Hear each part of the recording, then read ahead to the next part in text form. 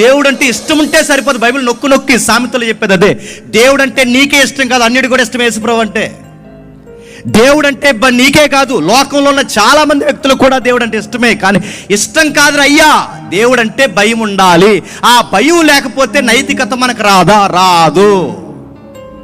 మేము చర్చికి వెళ్తామండి అంటే చర్చికి నడుతున్నాం, ట్రెడిషనల్గా వస్తున్నాం, ఆచార సాంప్రదాయంగా వస్తున్నాం. నీ క్రిస్టియన్ మీటింగ్స్కి వెళ్తామండి అంటే నువ్వు ఆచార సాంప్రదాయంగా వస్తావు. నీకు భయం ఉందా? దేవుడు అంటే భయం ఉంటే మన మాట బాగుంటుంది. దేవుడు అంటే భయం ఉంటే అడుగుతాను, మన తీరు బాగుంటుంది. దేవుడు అంటే భయం ఉంటే మన బ్రతుకులో అడుగడుగున ఎథిక్స్ వద్దంటే కొట్టొచ్చినట్టు కనబడుతుంది. ఒక పోలీసుడు చూస్తే బండి తోలుతున్నప్పుడు నీకు ఎంత భయం.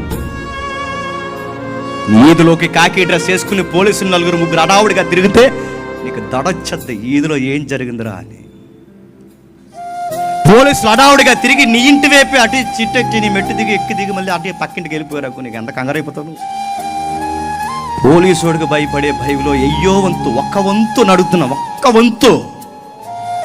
దేవునికి మనం భయపడతామా? నేరం చేస్తే పోలీసుడు వస్తాడని భయం, లైసెన్స్ లేకపోతే పోలీసుడు వస్తాడని భయం. నేను అడుగుతున్నా, లైఫ్లో నేరాలు చేస్తే, తప్పులు చేస్తే దేవుడు ఇన్వాల్వ్ అవుతాడన్న భయం మనకుందా?